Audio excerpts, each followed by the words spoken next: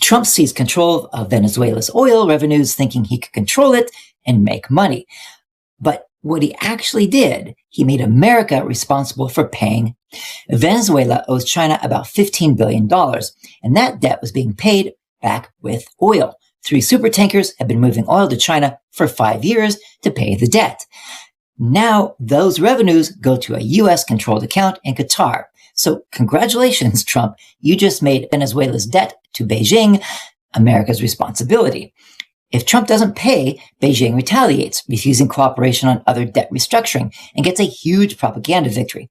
Moreover, it demonstrates the risk the US dollar now represents and accelerates what the US fears most: countries abandoning the dollar for trade. Meanwhile, Venezuela stays broke, can't restructure debt, can't attract investment, and poverty increases, and the migration crisis at the border gets worse. If Trump does pay, then America becomes a middleman servicing Venezuela's debt to China. Either way, Trump loses.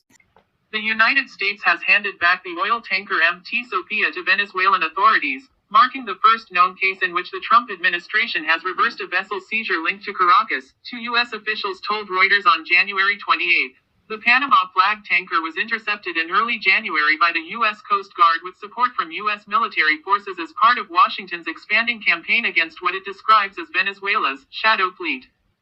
The officials did not explain why the vessel was returned, and it remains unclear whether the tanker was carrying oil at the time of the handover. U.S. authorities seized the Sophia on January 7, days after a U.S. Special Forces operation targeting Venezuelan leader Nicolas Maduro.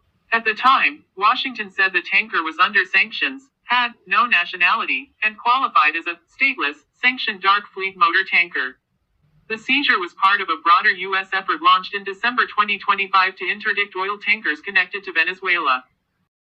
President Donald Trump announced at the time that U.S. forces had detained a large crude carrier off Venezuela's coast, later identified as the Skipper, which had been placed under U.S. sanctions in 2022 for involvement in Iranian oil smuggling. Following that incident, Trump declared a maritime blockade targeting sanctioned Venezuelan oil shipments. In late December, U.S. forces also detained the tanker Centuries and later pursued another Panama-flagged vessel, Vela 1, which was subsequently renamed Marinera and registered with the Russian Maritime Register of Shipping.